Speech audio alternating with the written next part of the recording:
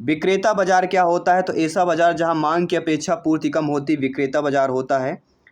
और आपका UNCTAD 9, IX मतलब 9 होता है। अंकटाड 9 का आयोजन कहाँ किया गया था?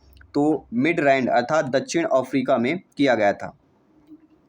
योजना में कोर सेक्टर क्या तात्पर्य क्या होता है? तो चयनित आधारभूत उद्योग हम कोर सेक्टर बोलते हैं।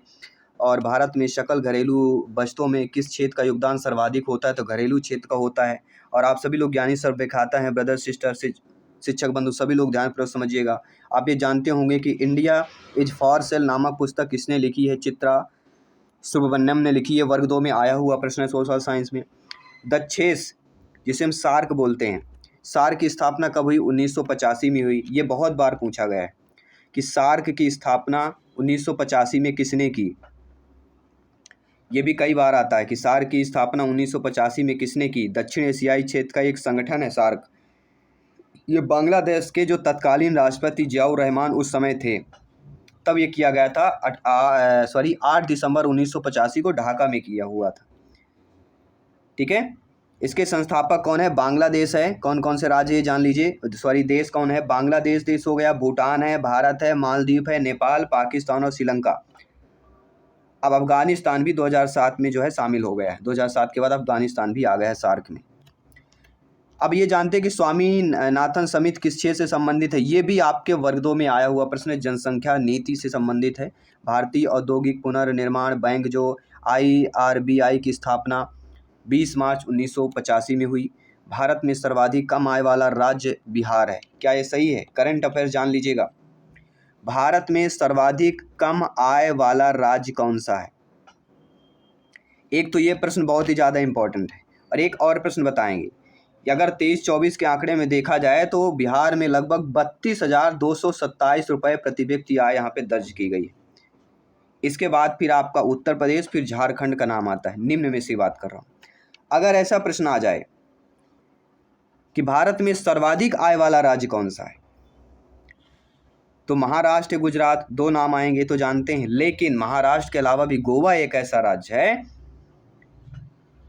जो भारत में प्रति व्यक्ति के आधार पर सबसे अमीर कहलाता है। GDP घरेलू उत्पाद जो होता है, Goa is the right answer होगा, सबसे ऊपर है। इसके बाद महाराष्ट्र राज्य का सकल घरेलू GDP सबसे अधिक है।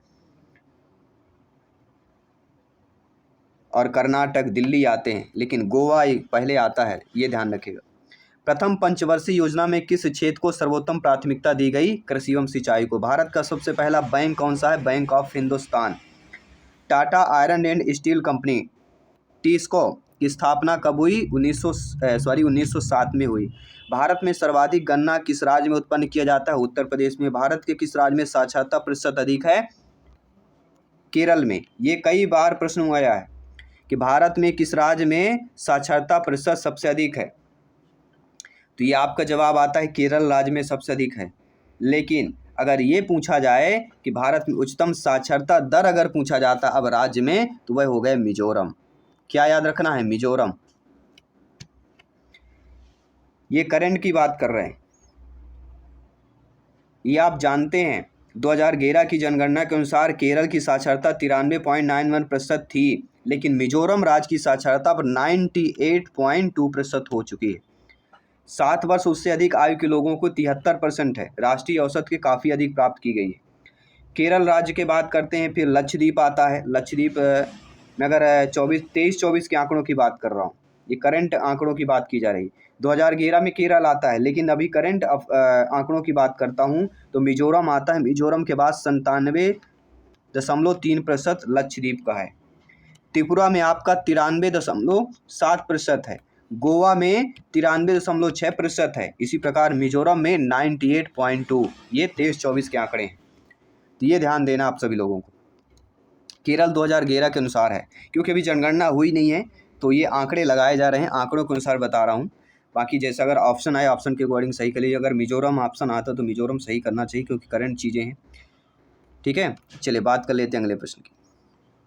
अगला जो प्रश्न है ये भी बहुत ही कई बार पूछा गया है साथियों कि भारत के किस राज्य में जन्म दर सबसे अधिक है। ये भी करंट की चीज़ें हैं कि भारत के किस राज्य में जन्म दर सबसे अधिक है। यहाँ पे आपका उत्तर प्रदेश लिखा हुआ है। लेकिन ये ध्यान रखिएगा कि भारत में राष्ट्रीय परिवार स्वास्थ्य सर्वेक्षण के अनुसार देखा जाए, लेकिन 2011 की जनगणना के अनुसार अगर देखा जाए कि जन्म दर सबसे अधिक किसकी है, क्योंकि यह यूपी पुलिस एसआई में पूछा गया प्रश्न है। केरल क्यों है? क्योंकि अनुसार जन्म के समय किस राज्य में संभावित सबसे अधिक है, तो केरल माना गया है। लेकिन जन्म दर अगर पूछा जाता है, जन्म दर की अगर बात आती है कि बिहार राज्य की प्रजनन दर सबसे अधिक मानी गई है। ये 2020 में 1000 निवासियों पर 26.2 जन्मों का सबसे अधिक दर्ज यहाँ पे किया गया है 2020 के अनुसार। यहाँ पे उत्तर प्रदेश की जगह बिहार होना चाहिए। ठीक है, अब बात आती भारत में शिशु मृत्यु दर किस राज्य में सबसे अधिक। ये भी करंट की चीज़ें हैं कि भारत में शिशु मृत्यु दर किस राज्य में सबसे अधिक है, यानी सबसे ज़्यादा शिशुओं की मृत्यु किस राज्य में सबसे अधिक होती है। तो ये भी जानना जरूरी है आप सभी के लिए, क्योंकि ये भी करंट की चीज़ें हैं, ध्यान रखिएगा।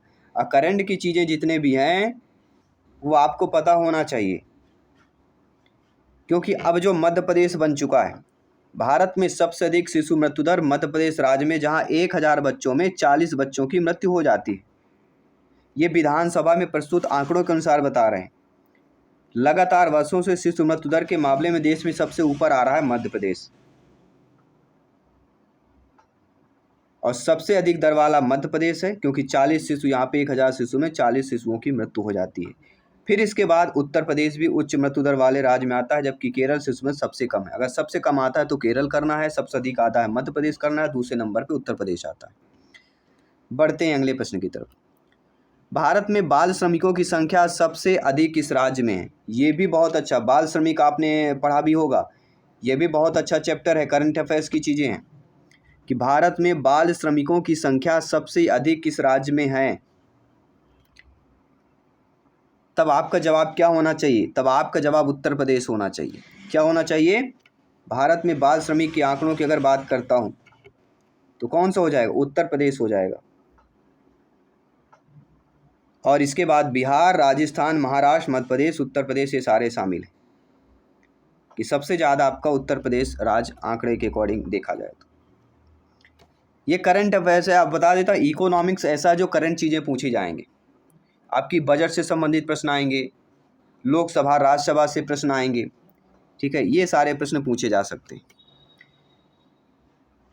योजना आयोग द्वारा कौटिल्य पुरस्कार से सम्मानित पुस्तक भारतीय आर्थिक नियोजन यथार्थ सम्मानित लेखक, तो ये प्रोफेसर मधुसूदन त्रिपाठी जी हैं। और ये आप तो जानते हैं कि स्वर्ण जयंती शहरी रोजगार योजना 17 सितंबर 1997 से Indian economy most important question माना जाता है इंडियन इकोनॉमी का, कि स्वर्ण जयंती शहर रोजगार योजना कब लागू हुआ? 17 सितंबर 1997 को। याद रखिए, ये प्रश्न आ सकता है, 1 नंबर आपका पक्का कर सकता है, सिलेक्शन दिलवा सकता है। अगला है नजुन-दप्पा समिति 1993 का संबंध किस विषय से था? तो रेल भाड़ा विषय से था। एशियाई विकास बैंक का मुख्यालय कहाँ से है? तो मनीला, फिलीपींस की बात कर रहा हूँ। और भारत का सबसे बड़ा द्विपक्षीय दानदाता कौन है? जापान कहलाता है। और ये आप तो जानते होंगे कि WWF का तात्पर्य क्या होता है? World wide fund for nature. NABARD जो ग्रामीण विकास के लिए ऋण देता है वह बैंक है। किस समिति ने कृषि जोतों पर कर लगाने की संस्तुत की थी? तो राज्य समिति ने की थी। क्या योजना आयोग संविधिक आयोग है? नहीं है। समन्वित ग्रामीण विकास का कार्यक्रम जो IRDP होता है, ये किस वर्ष प्रारंभ किया गया? 1978-79 में प्रारंभ किया गया। आर्थिक नियोजन की सूची का विषय समवर्ती सूची का माना जाता है। और ये आप जानते हैं कि कपाट जो होता है, जिसे हम counselling for advancement of peoples action and rural technology बोलते हैं, कपाट, इसको शार्ट में कपाट बोलते हैं। इसका मुख्यालय नई दिल्ली में है। भारतीय प्रतिभूति एवं विनिमय बोर्ड SEBI की स्थापना 1988 में हुई। ग्रेशम का नियम किससे संबंधित है? तो मुद्रा के प्रचलन से। निक्की क्या है? तो टोक्यो स्टॉक एक्सचेंज का शेयर मूल्य सूचकांक को हम निक्की बोलते हैं। भारतीय निर्यात आयात बैंक एक्जिम बैंक की स्थापना कब की गई? 1 जनवरी 1982 को। आर्बिट्रेज से क्या अभिप्राय होता है? तो स्वतंत्र विदेशी मुद्रा बाजार में कम मूल्य पर क्रय की गई मुद्रा की अनंत ऊंची मूल्य पर बेचने की क्रिया को बोलते हैं। BN युगांधर समिति किस क्षेत्र से है? तो राष्ट्रीय सामाजिक सहायता योजना से है। प्रत्येक पूर्ति अपनी मांग स्वयं पैदा करती है, यह नियम किसने प्रतिपादित किया? JVC ने किया था। और ये बहुत ही सरलतापूर्वक काफ़ी बार पूछा जाता है कि उत्पादन की दृष्टि से विश्व का सबसे बड़ा चाय उत्पादक देश, ये करंट अफेयर्स में ये भी आपका आ जाता है कि उत्पादन की दृष्टि से विश्व का सबसे बड़ा चाय उत्पादक देश कौन सा है? तब आपका जवाब क्या होना चाहिए? चाय उत्पादक में विश्व में अब उत्पादक देश कौन बन चुका है? चीन बनेगा या भारत? सभी लोग बताइए, दुनिया में चाय का सबसे बड़ा उत्पादक देश कौन सा बन चुका है? सभी लोग बताइए। चीन दुनिया का सबसे बड़ा चाय उत्पादक है, ये ध्यान रखिएगा, चीन बन चुका है। और चीन के बाद फिर आपका जो नाम आता है 40% लगभग चीन से होता है। हरी चाय, काली चाय, सफ़ेद चाय, उलोंग चाय, पूरे चाय सारे चीन के क्षेत्र में होता है, क्योंकि वहाँ की जो जलवायु, मिट्टी, परंपरा आधार पर अपनी अलग अलग चाय उत्पादन करते हैं। और चीन का सबसे प्रसिद्ध चाय होता है जेजियांग का लोंगिंजिंग, तो लगभग 30 लाख मीट्रिक टन करता है। 40% जो है चीन से संबंधित होता है। चीन के बाद फिर आपका दूसरा नंबर आता है भारत का। भारत अब दूसरे नंबर पे चाय उत्पादन पहुंच चुका है, पहला चीन पहुंच चुका है। विश्व व्यापार संगठन की स्थापना 1995 में। भारत में शेयर बाजारों के लिए मुख्य नियंत्रक का कार्य कौन सा संगठन करता है? तो भारतीय प्रतिभूति एवं विनिमय बोर्ड, SEBI। भारत की अर्थव्यवस्था कैसी है? तो विकासशील है। भारत की राष्ट्रीय आय किसके द्वारा अनुमानित होती? केंद्रीय सांख्यिकी संगठन द्वारा होती है। और केंद्र व राज्य के बीच वित्तीय विवादों के निपटारे हेतु मुख्य एजेंसी कौन सी है? तो वित्त आयोग होता है। भारतीय रिजर्व बैंक के गवर्नर, ये भी चेंज हो चुका है, ये भी करंट अफेयर्स की चीज़ें हैं। भारतीय रिजर्व बैंक के गवर्नर 2025 में कौन है? पहले कौन थे? के सुब्बा राव थे, लेकिन अब संजय मल्होत्रा हो गए 26वें गवर्नर के रूप में। 2024 में इन्होंने ग्रहण किया है। संजय मल्होत्रा, याद रखिएगा, ये पुराने हो चुके, अब नया हो गए संजय मल्होत्रा। इनका जन्म 14 फरवरी 1968 को हुआ। ये भारतीय नौकरशाह और IAS अधिकारी हैं, जो 11 दिसंबर 2024 से भारतीय रिजर्व बैंक के वर्तमान में 26वें गवर्नर के रूप में कार्यरत हैं। संजय मल्होत्रा, यहाँ पे नाम लिख लेना, इसके जगह क्या लिखना है? संजय मल्होत्रा, याद रखेगा। देखिए, हमने यहाँ पे एडिट करके भी आपको बता देते। एडिट हमने इसलिए किया है क्योंकि आपको अगर ऐसा कट करके हम कुछ चीज़ें लिखेंगे ना तो माइंड में ज़्यादा आती हैं। ये मैंने एब्जॉर्व किया है, कट करके कुछ बताना आपका माइंड ज़्यादा एब्जॉर्व करता है, इसलिए कुछ चीज़ें जो इम्पोर्टेंट है उनको हमने पुराना लिखा हुआ, उसमें फिर आपको बताया जा रहा है बदल करके। ऐसी चीज़ें, करंट चीज़ें बताए रही, ये आपके बेनिफिट के लिए। आपने भी ऐसा किया होगा और ऐसा चीज़ें होती भी हैं। और जिनको भी टॉपर नोट्स हमारी चाहिए, केवल व्हाट्सएप मैसेज करना है 9630689598, इसमें व्हाट्सएप करेंगे, टॉपर नोट्स मिल जाएगा। और टॉपर नोट्स में जो आपके ये PDF आपको फ्री में मिलेगी, ये PDF हम उसमें इंक्लूड कर देंगे, तो टॉपर नोट्स आप ज़रूर लीजिए। टॉपर नोट्स आपकी तैयारी को 20% और बढ़ाने वाली होगी। टॉपर नोट 10 से 12 जो टीचर सिलेक्शन पा चुके हैं पहले, उनके मार्गदर्शन पे बनाया गया है, ठीक है। 10 से 12 बुक को निचोड़ मिलके बनाया गया है, NCERT बुक से बनाया गया है। और सभी क्लासेज चल रही, जिसका आई बटन पे लिस्ट भी आप दे दिया गया है। सभी क्लासेज फ्री ऑफ कॉस्ट है। चलिए शुरुआत करते हैं। प्रश्न हमारा दिया गया है कि क्षेत्रफल की दृष्टि से भारत का विश्व में कौन सा स्थान है? अक्सर एग्जाम में पूछा जाता है कि क्षेत्रफल की दृष्टि से भारत का विश्व में कौन सा स्थान है, तो आपका जवाब होना चाहिए 7वां स्थान है। अक्सर पूछा जाता है कि जनसंख्या की दृष्टि से भारत विश्व में कौन सा स्थान रखता है, तो दूसरा रखता है जनसंख्या की दृष्टि से। और आपको पता होगा कि क्षेत्रफल की दृष्टि से 7वां है। इसके पहले 6 बड़े देश आते हैं, रूस, कनाडा, चीन, संयुक्त राज्य अमेरिका, ब्राज़ील और ऑस्ट्रेलिया। इसके बाद फिर आपका क्षेत्रफल की दृष्टि से 7वां आता है और जनसंख्या की दृष्टि से दूसरा आता है। पहला तो सभी लोग समझ ही गए होंगे कौन सा होगा। इसके बाद अभी जनगणना 2011 के अनुसार ये है, जैसे अभी जनगणना 2026 में शायद होने वाली है। अगर 26 में जनगणना होगी, पॉसिबल होगा, तो भारत कहीं ना कहीं प्रथम में आ सकता है, ऐसा अनुमान लगाया जा रहा है।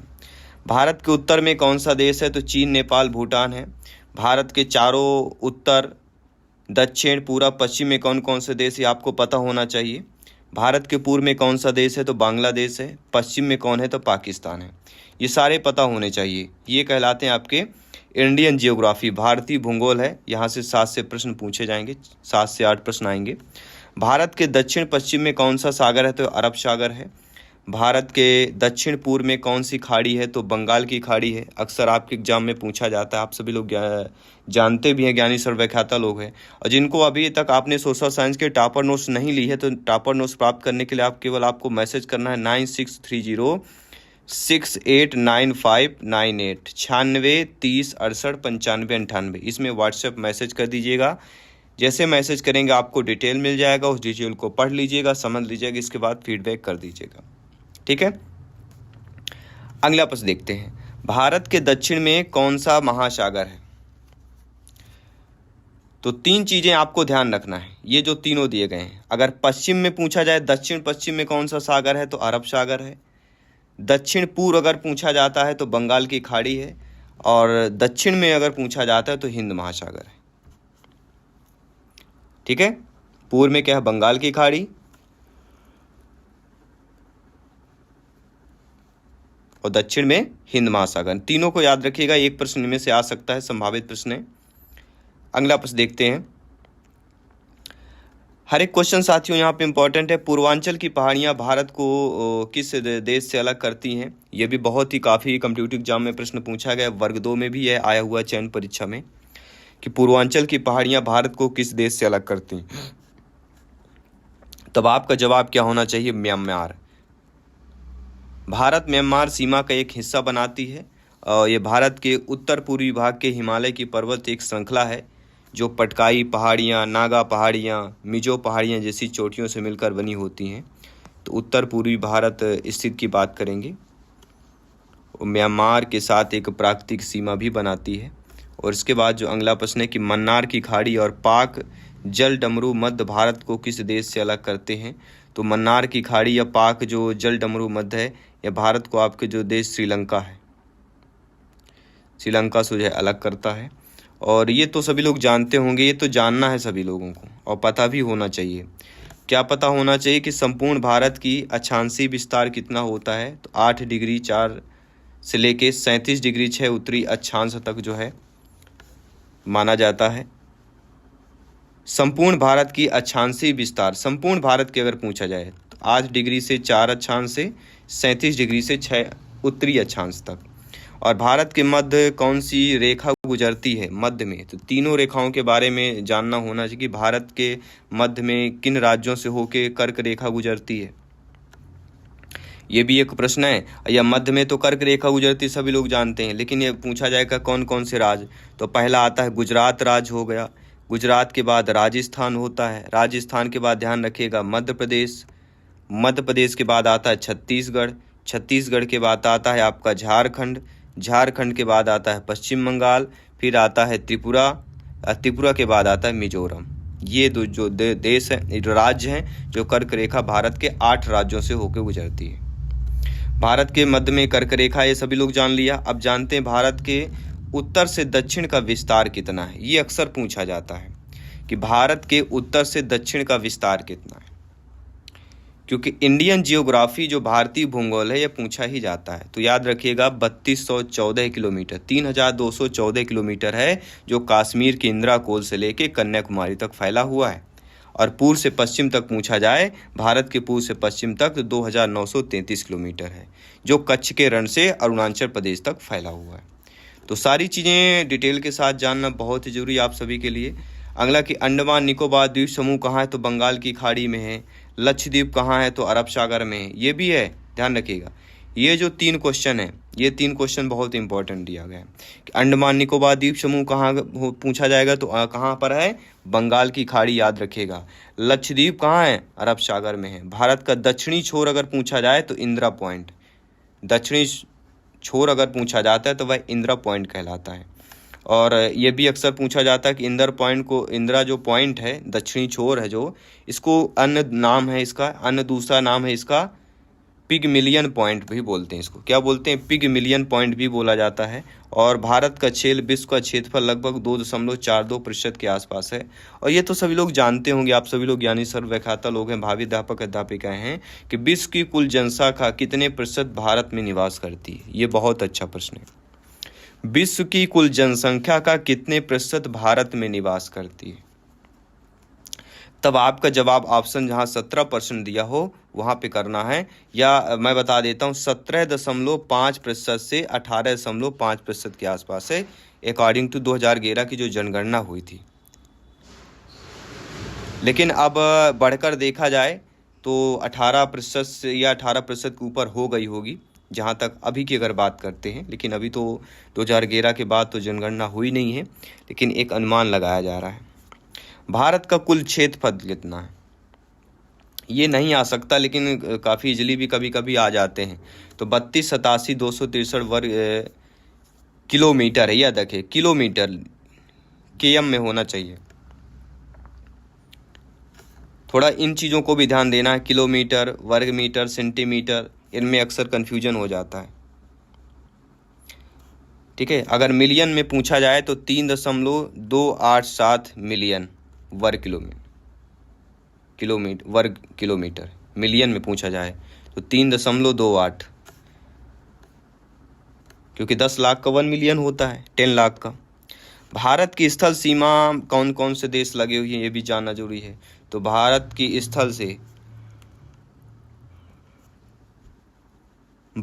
स्थल सीमा से कौन से देश लगे हुए हैं? बांग्लादेश, चीन, पाकिस्तान, नेपाल, भूटान, म्यांमार, अफगानिस्तान, ये सारे देश। भारत की जल सीमा किन देशों से मिलती है? ये भी इम्पोर्टेंट है कि भारत की जल सीमा किन देशों से मिलती है। वैसे कहा जाए तो ऐसे भी प्रश्न आ सकता है कि भारत की जल सीमा किस देश से नहीं मिलती है। भारत की स्थल सीमा किस देश से नहीं मिलती? 3 सही दिए जाएंगे, एक रॉन्ग और एक गलत दे दिया जाएगा। लेकिन किन देशों से मिलती है? आपके मालदीव, श्रीलंका हो गया, बांग्लादेश हो गया, ठीक है, म्यांमार हो गया, मालदीव, इंडोनेशिया, पाकिस्तान, ये सारे जल सीमा की अगर बात करते हैं। कर्क रेखा किन राज्यों से? तो ये तो हम बता ही चुके हैं, राजस्थान, गुजरात, मध्य प्रदेश, छत्तीसगढ़, झारखंड, पश्चिम बंगाल, त्रिपुरा और मिजोरम, 8 राज्यों से होकर गुजरती है। और ये तो जानते होंगे कि भारत की मुख्य भूमि की दक्षिणी सीमा कितने अक्षांश है? तो 8 डिग्री 4 अक्षांश की बात करते हैं। और ये तो सभी लोग जानते होंगे, कई बार पूछा गया है आपके कॉम्पिटिटिव एग्जाम में, एमपी टेट में भी आया हुआ प्रश्न है कि भारत का मानक समय कहाँ से लिया गया? इलाहाबाद के निकट नैनी नामक स्थान से लिया गया। सी टेट में भी कई बार आया हुआ है। तो सारे इंपॉर्टेंट क्वेश्चन है, ध्यानपूर्वक समझना, फीडबैक करना है। भारत के मानक समय ग्रीनविच समय में कितना अंतर है? जो भारत का मानक समय है जो इलाहाबाद के निकट नैनी से है, और एक ग्रीनविच का समय, इनमें जो डिफरेंस है वो कितने हैं? तो इनमें जो डिफरेंस है IST, यानी भारत के मानक समय को क्या बोलते हैं? IST बोलते हैं, ये भी जान लीजिए शार्ट रूप में। और जो ग्रीनविच है उसको हम GMT बोलते हैं। तो हमारा जो समय हो GMT में होता है। तो 5 से 1/2 मतलब 5 घंटे 30 मिनट का अंतर है, जिसमें भारतीय मानक समय ग्रीनविच समय से आगे है। और ये अंतर भारत के मानक मध्याह्न जो रेखा है 82.5 डिग्री पूर्वी देशांतर के कारण होता है। और ग्रीनविच का समय जो है 0 डिग्री देशांतर पर आधारित होता है। ग्रीनविच का समय किस पर आधारित होता है? 0 डिग्री देशांतर पर आधारित होता है। भूमध्य रेखा से भारत के दक्षिण छोर कितने दूरी पर है? 876 किलोमीटर। प्रश्न है कि भारत की स्थल सीमा की लंबाई कितनी है? 15,200 किलोमीटर। भारत की मुख्य भूमि की तट रेखा की लंबाई कितनी है? 6100 किलोमीटर। भारत की कुल तट रेखा की लंबाई 75 से 16 किलोमीटर है। ये तो आप जानते ही होंगे, समझते होंगे, क्योंकि आप सभी लोग ज्ञानी सर्वव्याख्याता लोग हैं, भावी अध्यापक अध्यापिका हैं। संपूर्ण भारत के कितने प्रतिशत भाग पर पर्वत पहाड़ियां का विस्तार है? तो 28.8% है। संपूर्ण भारत के कितने क्षेत्रफल पर मैदानी विस्तार है? वह 44% है। और भारत में समुद्र तट रेखा वाले राज्यों की संख्याएं कितनी हैं? ये बहुत इंपॉर्टेंट प्रश्न, ये पूछा जा सकता है कि भारत में समुद्र तट रेखा वाले राज्यों की संख्या कितनी है? तो आपका जवाब होना चाहिए 9 संख्याएं। कौन कौन से हैं? आपका हो जाता है गुजरात, महाराष्ट्र हो जाता है, गोवा हो जाता है, कर्नाटक हो जाता है, केरल हो जाता है, तमिलनाडु हो जाता है, आंध्र प्रदेश हो जाता है, उड़ीसा हो जाता है और पश्चिम बंगाल हो जाते हैं। टोटल 9 है। और किस राज्य की समुद्र तट रेखा सबसे लंबी, तो वह गुजरात की कहलाती है। कर्क रेखा भारत के 8 राज्यों से होकर गुजरती है, तो हम बता ही चुके हैं, कई बार जिक्र हो चुका है। और भूमध्य रेखा के निकट कौन सा स्थान है, इंदिरा पॉइंट है, ये भी बता चुके हैं। इंदिरा पॉइंट अंडमान निकोबार द्वीप समूह में है। किस राज्य की समुद्र रेखा समुद्र जो तट रेखा वह सबसे कम है, वह आपकी कहलाती है गुजरात की। गुजरात की जो समुद्र तट रेखा है वह सबसे कम मानी गई है, सॉरी गोवा की। गुजरात की सबसे बड़ी है और गोवा की सबसे कम है। गा से गुजरात बड़ा है, गा से गोवा इसकी तटरेखा छोटी है। भारत की स्थल सीमा किस देश के साथ जो है सबसे ज़्यादा है, तो बांग्लादेश के साथ स्थल सीमा है। स्थल सीमा की हम बात करेंगे। भारत की कौन सी भू आकृति जो भाग है प्राचीन है, प्रायद्वीप पठार है। और आप ये तो जानते हैं कि भारत के पूर्वी तटरेखा को किस नाम से जाना जाता है, कोरोमंडल तट के नाम से जाना जाता है। आप ये भी जानते हैं कि कोंकण तट कहाँ पर है, यह गोवा से दमन तक है। आप ये भी जानते हैं कि लक्षद्वीप समूह के द्वीपों की उत्पत्ति किसके द्वारा हुई, प्रवालों के द्वारा हुई है। आप ये तो जानते ही हैं कि न्यू मूर द्वीप कहाँ है, अंडमान के सागर में है। कई बार पूछा गया कम्पिटिटिव एग्जाम में। इंडियन जियोग्राफी का बेस्ट क्वेश्चन कहे जाते हैं। ये 100 क्वेश्चन जो सेलेक्ट करके लाए हैं, जो आपकी चयन परीक्षा के लिए बहुत इंपॉर्टेंट होने वाले हैं, आपके एग्जाम के लिए बहुत इंपॉर्टेंट होने वाले हैं। कौन सा द्वीप भारत और श्रीलंका के बीच में है, तो रामेश्वरम द्वीप है। ये भी अच्छा प्रश्न है, ध्यान रखिएगा। जी हाँ, किसकी बात कर रहे हैं, रामेश्वरम द्वीप। रामेश्वरम द्वीप से शायद प्रश्न आ सकता है, क्योंकि अभी चर्चा भी हुई है। और ये भी देखिएगा ध्यानपूर्वक कि कौन सा जो है न्यूज़पेपर पढ़ते हो, कौन सी न्यूज़ है, क्या चर्चाएं चलती रहती हैं, तो इन पर भी थोड़ा फोकस करना। जीके, जीएस, करंट अफेयर्स एक आध दो क्वेश्चन आएंगे, क्योंकि वे जियोग्राफी से ही संबंधित रहेंगे। लक्षद्वीप समूह के कुल द्वीपों की संख्या 36। लक्षद्वीप समूह में कुल कितने द्वीपों पर मानव वास करते हैं, 10 है। मानव यानी जीव, हम और आप जो वास करते हैं, निवास करते हैं, वह 10 हैं केवल। भारत के किस स्थान को सफ़ेद पानी के नाम से, तो सियाचिन को सफ़ेद पानी के नाम से जाना जाता है, क्योंकि वहाँ पे बर्फ़ ही बर्फ़ नज़र आती है, दिखाई देती है। जम्मू कश्मीर का वह हिस्सा जो चीन के अधिकार में है, वह अक्साई चीन कहलाता है। भारत में शीत मरुस्थल लद्दाख में है। भारत की देशांतर स्थिति 68 डिग्री 7 देशांतर से 97 डिग्री 25 देशांतर तक है। और आप ये जानते हैं कि भारत में कितने केंद्र शासित प्रदेश है, इस पर थोड़ा सा चर्चा होगी। भारत में वर्तमान में कितने केंद्र शासित प्रदेश हैं? चूंकि केंद्र शासित प्रदेश अब बढ़ चुके हैं, इनकी संख्याएं 8 हो चुकी है। पहला आपका है, गिनाए देता हूं। पहला अंडमान निकोबार द्वीप समूह, दूसरा चंडीगढ़, तीसरा दादर नगर हवेली, दमन दीव, चौथा दिल्ली, पांचवा जम्मू कश्मीर, छठवां लद्दाख, सातवां लक्षद्वीप और आठवां पुडुचेरी। तो जम्मू कश्मीर के साथ फिर लद्दाख, 2 ये बन गए हैं, इसलिए 8 अब टोटल हो गए हैं। ठीक है, इनको सुधार कर लेना है। किस देश के साथ न्यू मूर द्वीप के कारण भारत का विवाद है? बांग्लादेश के साथ। भारत किस गोरला में स्थित है? यह उत्तरी गोरला में स्थित है। और आप ये जानते हैं कि केंद्र शासित प्रदेश दादर और नगर हवेली किन राज्यों के बीच है? तो गुजरात और महाराष्ट्र के बीच है। किन राज्यों को पहले नेफा के नाम से जाना जाता था? अरुणाचल प्रदेश को। केंद्र शासित प्रदेश अंडमान निकोबार द्वीप समूह की राजधानी पोर्ट जो ब्लेयर है, किस द्वीप पर है? तो यह दक्षिण अंडमान द्वीप पर स्थित है। और ये तो बहुत ही सरल सा प्रश्न दिया गया है, कई बार पूछा गया है कि कौन सा राज्य उत्तरी पूर्वी राज्य की 7 बहनों का भाग नहीं है? सिक्किम और पश्चिमी बंगाल। लेकिन ये प्रश्न आ सकता है ना कि कौन सा राज्य उत्तर पूर्वी राज्य की 7 बहनों का भाग है? यहाँ तो नहीं वाला है, लेकिन ये भी आ सकता कि कौन सा है। तो आपको याद रखना है अरुणाचल प्रदेश, असम, मेघालय, मणिपुर, मिजोरम, नागालैंड और त्रिपुरा। ठीक है, ये भाग है।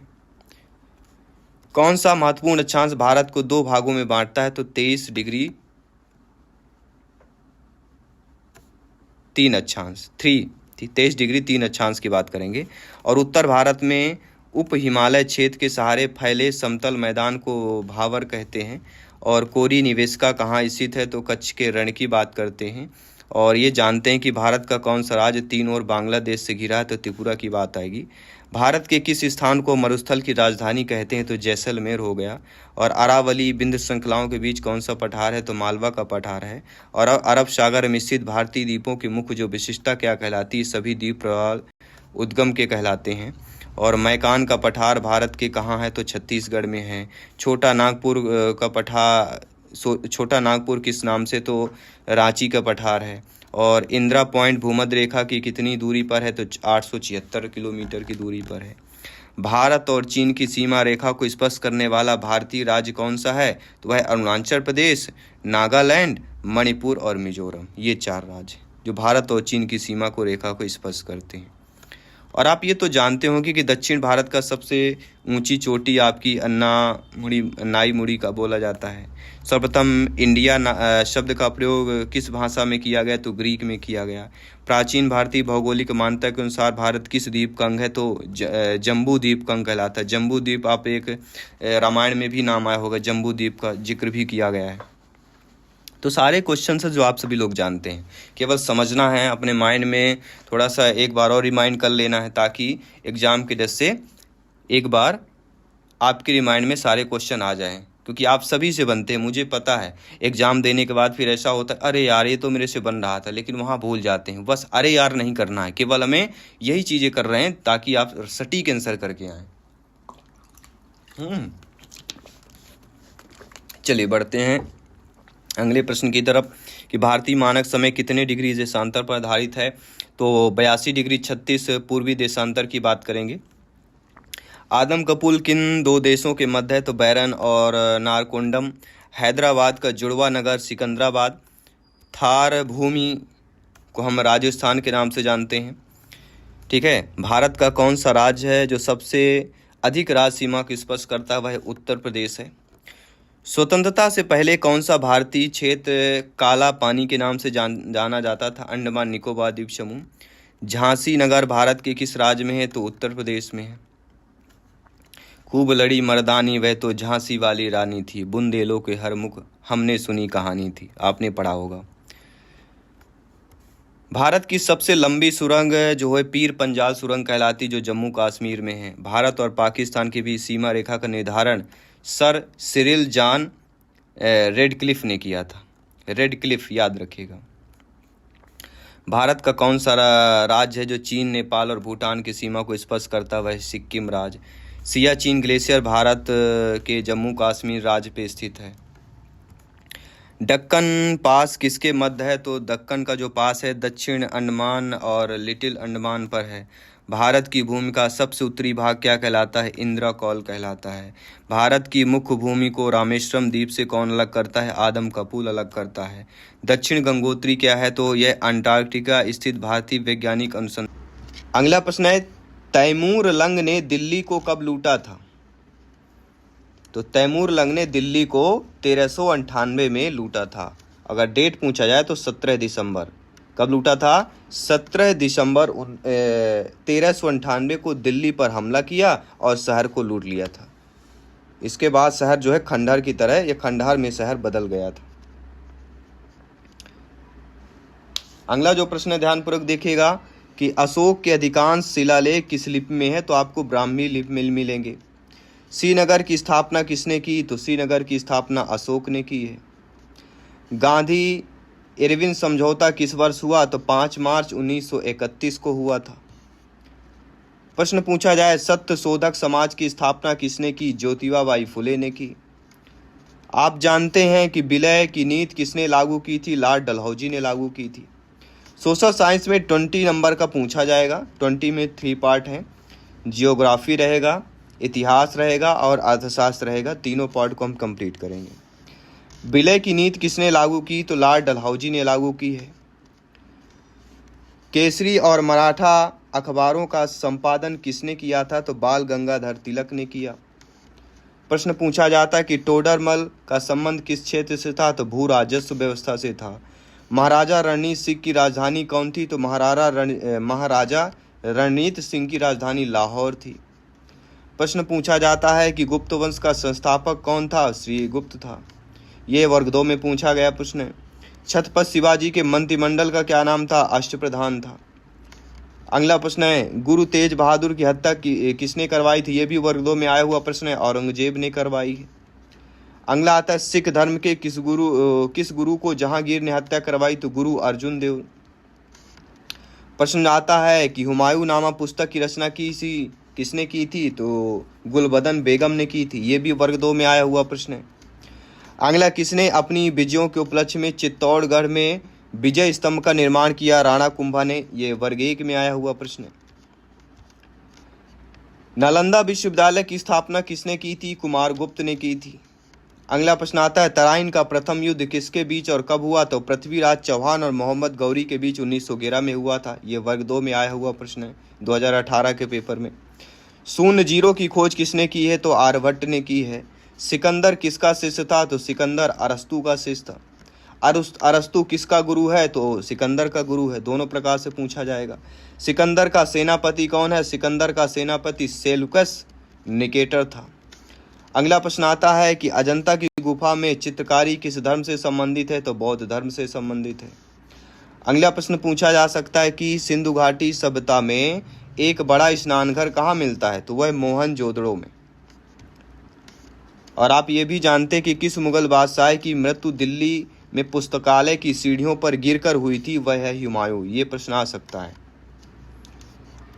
अकबर ने फतेहपुर सीकरी में बुलंद दरवाजा की किस उपलक्ष्य में बनाया था? तो गुजरात विजय के रूप में बनाया था। अक्सर ये भी प्रश्न इंपॉर्टेंट है। अकबर ने फतेहपुर सीकरी में बुलंद दरवाजा किस उपलक्ष्य में बनाया? ऐसे प्रश्न अगर एग्जाम में आते हैं तब आपका जवाब होना चाहिए गुजरात विजय पर। गुजरात पर अपनी जीत के उपलक्ष्य पर बनवाया था और यह विशाल द्वार आपके 1573 में बनाया गया था। ये जामा मस्जिद का प्रमुख प्रवेश द्वार कहलाता है जो विजय का प्रतीक माना जाता है। भू राजस्व की दहसाला पद्धति किसने लागू की? अकबर ने लागू की। लंदन में इंडिया हाउस की स्थापना किसने किया था? श्यामजी कृष्ण वर्मा जी ने किया है। प्रश्न आता है कि कांग्रेस की स्थापना के समय भारत का वायसराय कौन था? तो लॉर्ड डफरिन था। ये कई बार आपके वर्ग 2 में प्रश्न मिलेगा आपको। अगला कि सर्वेंट्स ऑफ इंडिया सोसाइटी की स्थापना किसने की? गोपाल कृष्ण गोखले ने की। ये भी वर्ग 2 में पूछा गया प्रश्न है। सभी कमेंट कीजिएगा ब्रदर सिस्टर टीचर जिनका सपना है शिक्षक बनना, अध्यापक अध्यापिका बनना। जयसवाल सर हाथ जोड़कर आप सभी का अभिनंदन स्वागत करते हैं। आप सभी के माता पिता को प्रणाम करते हैं, नमस्कार करते हैं। ध्यान रखिएगा हर क्वेश्चन इंपॉर्टेंट। खिलाफत आंदोलन का नेतृत्व किसने किया था? मौलाना मोहम्मद अली ने किया था। अगर आपने आज भी सोशल साइंस की टॉपर नोट्स नहीं ली है तो इसमें व्हाट्सएप करना है 9630689598। अभी ऑफर चल रहे हैं टॉपर नोट्स प्राप्त करने के लिए, तो अभी ऑफर में मिलेगा तो बहुत ही अच्छे तरीके से आपको टॉपर नोट्स मिल सकती है ऑफर के साथ। तो इसमें व्हाट्सएप मैसेज करिएगा, डिटेल्स आपको व्हाट्सएप रिप्लाई मिल जाएगा। अगला प्रश्न है कि किस घटना के बाद रविन्द्रनाथ टैगोर ने सर की उपाधि लौटा दी थी? तो जलियांवाला जब बाग हत्याकांड हुआ था उस समय रविन्द्रनाथ टैगोर जी ने उनको सर की उपाधि मिली थी, तो उस उपाधि को उन्होंने लौटा दिया था कि मुझे इस उपाधि को नहीं चाहिए।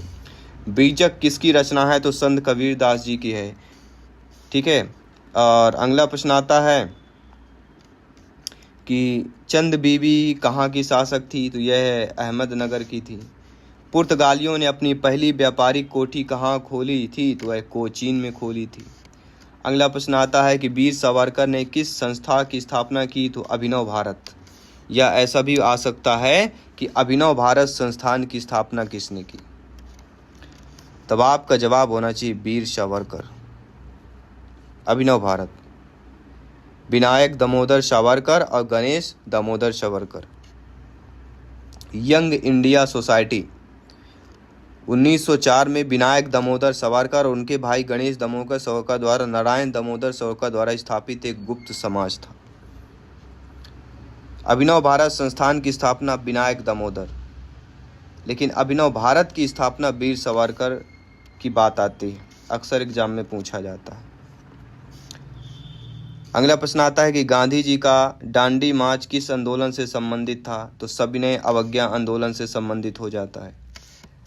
अगला प्रश्न आता है कि चौरी कांड के कारण कौन सा आंदोलन वापस लेना पड़ा था? तो असहयोग आंदोलन जो है, एक चौरा चौरी कांड हुआ था उस समय जो है असहयोग जो आंदोलन था उसको फिर वापस लेना पड़ा था। अगला आते कौटिल्य ने किस भाषा में अर्थशास्त्र की रचना की है? तो कौटिल्य ने संस्कृत भाषा में अर्थशास्त्र की रचना की है। या ऐसा प्रश्न आ सकता है कि अर्थशास्त्र की रचना संस्कृत भाषा में किसने की है? तो कौटिल्य ने की है। तैमूर का आक्रमण किसके शासनकाल में हुआ? महमूद शाह के शासनकाल में तैमूर का आक्रमण हुआ था। शेर शाह सूरी अपने किस कार्य के लिए सर्वाधिक प्रसिद्ध है? तो प्रशासनिक सुधार के लिए जाना जाता है। यह ऐसा भी आ सकता है, प्रशासनिक सुधार के लिए कौन सा प्रशासक था? तो शेर शाह सूरी था। प्रश्न आ सकता है समुद्रगुप्त किसका पुत्र है? तो चंद्रगुप्त प्रथम का है। चंद्रगुप्त प्रथम का पुत्र समुद्रगुप्त। समुद्रगुप्त का पुत्र कौन था? चंद्रगुप्त प्रथम था, और चंद्रगुप्त प्रथम का पिता समुद्रगुप्त था। दोनों में मतभेद नहीं होना चाहिए। बाणभट्ट द्वारा रचित पुस्तक का नया नाम हर्षचरित है। अगला आता है कि दीन ए इलाही की शुरुआत किस मुगल शासक ने की? अकबर ने की। ये भी इंपॉर्टेंट क्वेश्चन है, पूछा जा सकता है, कई बार रिपीट हुआ है, कई कम्पिटिटिव एग्जाम में पूछा भी गया है। रजिया सुल्तान किसकी बेटी थी? तो इल्तुतमिश की थी। मुद्रा राक्षस किसने लिखा है? तो विशाख दत्त ने मुद्रा राक्षस लिखा है। प्रश्न आता है कि रविन्द्रनाथ टैगोर द्वारा स्थापित संस्था कौन है? तो विश्व भारती है। लोधी वंश का संस्थापक कौन है? तो आपका बहलोल लोधी कहलाएगा। कौन सा? बहलोल लोधी, याद रखिएगा। अगला प्रश्न आता है कि 23वें जैन तीर्थकर पार्श्वनाथ के पिता अश्वसेन कहाँ के राजा थे? तो ये काशी महाजनपद के राजा थे। कहाँ के थे? काशी महाजनपद के। दिया गया, सभी लोग ध्यानपूर्वक समझिएगा। कौशल महाजनपद की राजधानी श्रावस्ती थी। आप ये भी जानते हैं कि अमित्र घात के नाम से प्रसिद्ध मौर्य राजा कौन था? बिंदुसार था। बिंदुसार किस संप्रदाय का अनुयायी था? तो अजीवक संप्रदाय का अनुयायी माना जाता है। और आप ये भी जानते हैं कि गुप्तकालीन साहित्य ऋतुसंहार, मेघदूत, कुमार संभव, रघुवंश, मल्लिकाग्निमित्रम, विक्रमोर्वशीयम, अभिज्ञान शाकुंतलम के रचयिता कौन है? ये सारे के रचयिता और कोई नहीं, कालिदास है। अक्सर पूछा जाता है कि मुद्रा राक्षस देवी चंद्र गुप्तम किसने लिखी? विशाखा दत्त ने लिखी। हर्षचरित कादंबरी के रचयिता बाणभट्ट है, ये आप सभी लोग जानते ही होंगे। आप ये भी जानते हैं बृहद संहिता, पंच सिद्धांतिका, बृहद जाक, लघु जातक के रचयिता कौन है? वराह मिहिर है। आप सभी लोग ये भी जानते हैं कि आर्यभट्टियम शूर सिद्धांत नामक ग्रंथ के रचयिता आर्यभट्ट हैं। पशु चिकित्सा आयुर्वेद के रचयिता ऋषि पालकाप्य हैं। आप ये भी जानते हैं कि मंदिर निर्माण की कला का जन्म किस काल में हुआ? गुप्त काल में हुआ। आप ये भी जानते हैं शिलादित्य किसके नाम था? तो हर्षवर्धन के नाम शिलादित्य था। नागानंद रत्नावली प्रियदर्शिका किसने लिखी? हर्षवर्धन ने लिखी। आप ये भी जानते हैं कि पल्लव वंश की स्थापना किसने की? तो सिंह विष्णु ने पल्लव वंश की स्थापना की। एलोरा के कैलाश मंदिर का निर्माण किसने करवाया था? तो नरेश कृष्ण ने करवाया था। नरेश कृष्ण प्रथम ने करवाया था 757 से 783 ईस्वी के बीच। एलोरा एवं एलिफेंटा गुफा मंदिरों का निर्माण किस शासक ने करवाया था? तो राष्ट्रकूट के शासकों द्वारा एलोरा और एलिफेंटा गुफा के मंदिरों का निर्माण कराया गया था। पृथ्वीराज रासो नामक महाकाव्य किसने लिखा? चंद्रवरदाई ने लिखा। ये कई बार पूछा गया है। आप ये जानते हैं कि अश्वमेघकर्ता, विक्रमकम, परम भागवत की उपाधि किस गुप्त के धारण की थी? तो वह समुद्रगुप्त ने धारण की थी। आप ये भी जानते हैं कि परम भागवत की उपाधि धारण करने वाला प्रथम गुप्त शासक कौन है? तो वह समुद्रगुप्त है। समुद्रगुप्त किसका उपासक था? तो वह विष्णु का उपासक था। आप ये भी जानते हैं समुद्रगुप्त का दरबारी कौन था? तो हरिशेष दरबारी था। चीनी यात्री फाहियान किसके शासनकाल में भारत आया था? तो चंद्रगुप्त द्वितीय के शासनकाल में भारत आया था। कालिदास, धन्वंतरी, चणक, अमर सिंह, शंकु, वेताल भट्ट, घटकर पर, वराहमिहिर, वरुचि नामक नवरत्न किस गुप्त शासन के दरबार थे? यह चंद्रगुप्त द्वितीय के थे। आप ये भी जानते हैं कि अंतिम गुप्त शासक कौन था? तो विष्णुगुप्त था। आप ये भी जानते हैं कि पंचतंत्र को कितने भागों में बांटा गया है? तो 5 भागों में। मित्रभेद, मित्रलाभ, संधि विग्रह, लब्ध प्रलास और अपरिच्छाकृत की बात करेंगे। भारत का पहला नक्षत्र वैज्ञानिक कौन कहलाता है? तो आर्यभट्ट कहलाता है। आप ये जानते हैं गुप्त राजाओं की शासकीय भाषा संस्कृत थी। वाकटक राजवंश की स्थापना किसने की थी? बिंद शक्ति ने की थी। आप ये भी जानते हैं कि चंद्रगुप्त द्वितीय ने अपनी पुत्री प्रभावती का विवाह किस वाकटक नरेश में किया था? तो वह था रुद्रसेन द्वितीय। आप ये भी जानते हैं कि पुष्यभीत वंश के संस्थापक कौन थे? पुष्यभीत ही थे। महमूद गजनी ने भारत में कितनी बार आक्रमण किया है? तो 17 बार टोटल आक्रमण किया है। आप ये भी जानते हैं कि तराइन का द्वितीय युद्ध किसके बीच और कब हुआ? मोहम्मद गौरी और पृथ्वीराज चौहान के बीच तराइन का युद्ध हुआ था।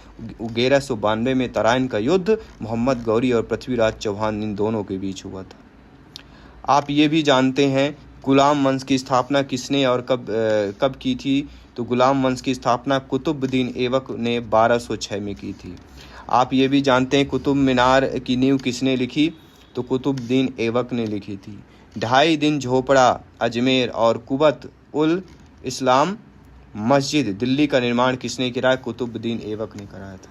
अजमेर में आपका 2.5 दिन का झोपड़ा मिलेगा और कुबत उल इस्लाम मस्जिद दिल्ली में, इन दोनों का निर्माण कुतुबुद्दीन ऐबक ने ही कराया था। लाल बख्श अर्थात लाखों का दान देने वाला किसे कहा जाता है? कुतुबुद्दीन ऐबक को कहा जाता है। अक्सर पूछा जाए कि लाल बख्श किसे कहा जाता है? कुतुबुद्दीन ऐबक को। लाखों का दान देने वाला किसे कहा जाता है? कुतुबुद्दीन ऐबक को कहा जाता है।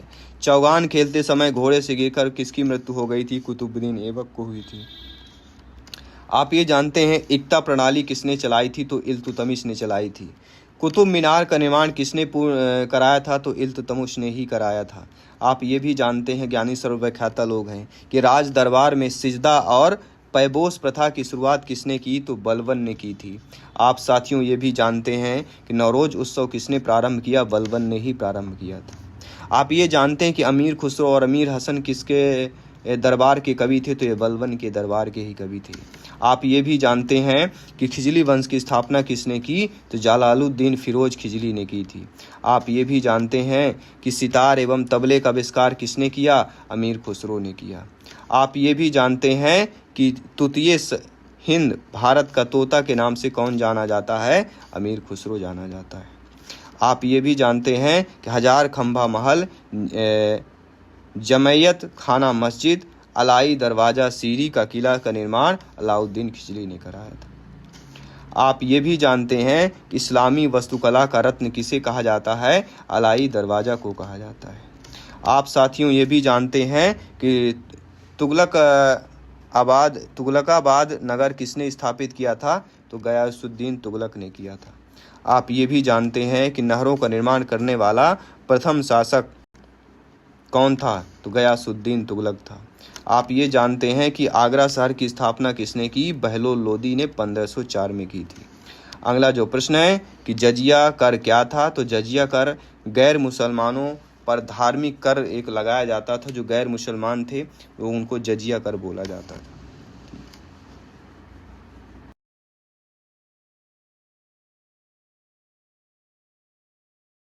आप ये भी जानते हैं कि अभिनव भारत का क्या था?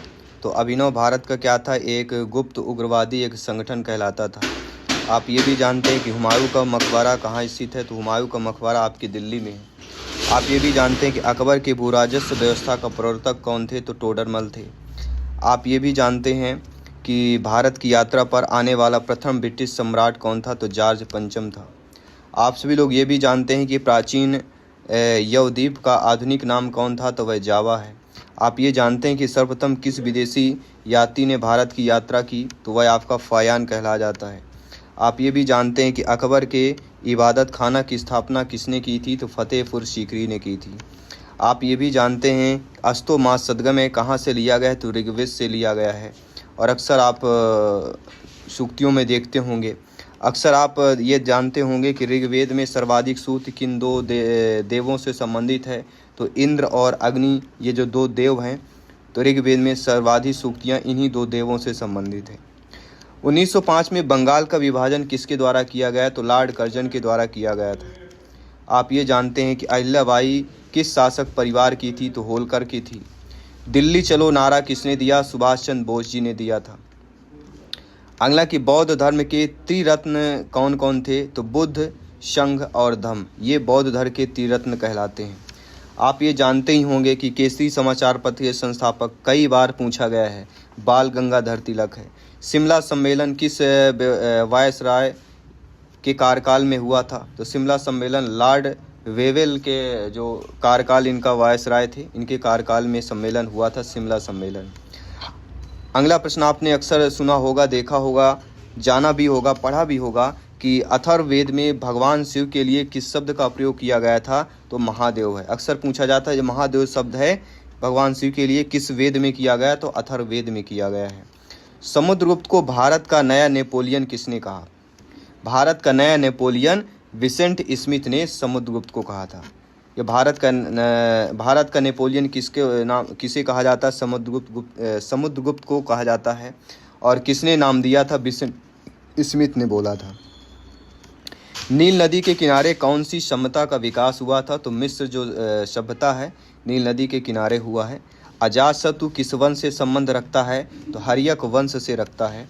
और अक्सर आपने सुना होगा गायत्री मंत्र का उल्लेख है ऋग्वेद में मिलेगा। और किसका काल मुगल वस्तुकाल का स्वर्णिम काल कहा जाता है? तो शाहजहां का काल कहा जाता है।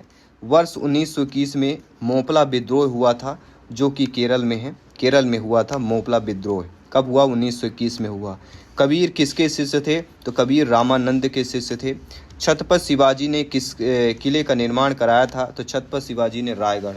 या ऐसा भी आ सकता है कि रायगढ़ किले का निर्माण किसने कराया? छत्रपति शिवाजी ने कराया था। अक्सर पूछा जाता है कि भारत में डाक व्यवस्था शुरू करने वाला गवर्नर जनरल कौन था? जो आज कल पोस्ट ऑफिस में चलता है, स्पीड पोस्ट चलता है, तो वह थे लॉर्ड डलहौजी। जी हाँ साथियों, लॉर्ड डलहौजी थे जो भारत में डाक व्यवस्था शुरू करने वाले पहले गवर्नर थे। अगला जो प्रश्न आता है कि हंटर आयोग की नियुक्ति किस कांड के बाद की गई? तो जलियांवाला जो बाग है के कांड के बाद हंटर आयोग की नियुक्ति जो की गई थी। सिंधु सभ्यता में विशाल स्नानागार कहाँ पाया जाता है? तो मोहनजोदड़ो में पाया जाता है। आप ये भी जानते हैं कि गौतम बुद्ध का प्रथम प्रवचन क्या कहलाता है? धर्म चक्र प्रवर्तन कहलाता है। आप ये भी जानते हैं कि नालंदा विश्वविद्यालय के संस्थापक कौन है? कुमार गुप्त हैं। गुप्त काल की राजकीय भाषा क्या थी? संस्कृत थी। ये सभी लोग जानते ही हैं। आप ये भी जानते हैं कि हर्षवर्धन का दरबारी कवि बाणभट्ट थे। आप ये भी जानते हैं कि महरौली में स्थित लौह स्तंभ किसने बनाया? चंद्रगुप्त द्वितीय ने बनाया था। आप ये भी जानते हैं कि मुगल कालीन सोने का सिक्का क्या कहलाता था? दिनार। मुगल कालीन के सोने के सिक्के चले थे जो दिनार के नाम, उनको जो नाम दिया गया था वह दिनार दिया गया था। अगला है कि सिल्क मार्ग का निर्माण किसने करवाया था? तो कनिष्क ने करवाया है। और भारत में खोजा गया सबसे पुराना शहर कौन सा कहलाता है? तो हड़प्पा कहलाता है। और आप ये भी जानते हैं कि राजतरंगिणी में किस इतिहास का वर्णन मिलता है? तो कश्मीर का इतिहास राजतरंगिणी में आपको मिल जाएगा। प्राचीन भारत में अरिकमेडु था, एक समुद्री बाड़ा और व्यापारिक केंद्र था जिसे अरिकमेडु के नाम से जाना जाता था। और मेगस्थनीज द्वारा रचित पुस्तक इंडिका है। ये कई बार पूछी गई, कई बार कॉम्पिटिटिव एग्जाम में आया हुआ है, तो इसको अच्छे तरीके से पढ़ लेना है, समझ लेना है। बोध गया में पहला महाबोधि मंदिर बनवाने वाला पहला शासक अशोक था। भगवान बुद्ध को ज्ञान अर्थात प्रबोध की प्राप्ति कहाँ से हुई? तो बोध गया से हुई है। और आप ये भी जानते हैं कि आर्य समाज की स्थापना स्वामी दयानंद सरस्वती जी ने की है। गौतम बुद्ध का बचपन का नाम सिद्धार्थ था। और महाभारत के रचयिता महर्षि वेद व्यास हैं। ये अच्छी तरीके समझ लीजिएगा, कोई भी क्वेश्चन आ सकता है, रिपीट हो सकता है। ब्रह्म समाज की स्थापना किसके द्वारा की? राजा राम मोहन राय द्वारा की गई। सिख धर्म का संस्थापक सिख गुरु को माना जाता है, गुरु नानक जी को। भारत का प्रथम गवर्नर जनरल कौन था? तो वह विलियम बेंटिंग कहलाता है। और आप ये भी जानते हैं कि भारत की पहली महिला शासिका रजिया सुल्तान थी। इंकलाब जिंदाबाद का नारा भगत सिंह जी ने दिया। सैंडर्स की हत्या किसने की? भगत सिंह जी ने ही सैंडर्स की हत्या की थी। और 1857 के विद्रोह में किसने अपना बलिदान सबसे पहले दिया था? तो 1857 में मंगल पांडे का नाम आता है। और अक्सर बुकों में आपने पढ़ा भी होगा। और आपने ये भी पढ़ा होगा जलियांवाला बाग हत्याकांड कब हुआ था?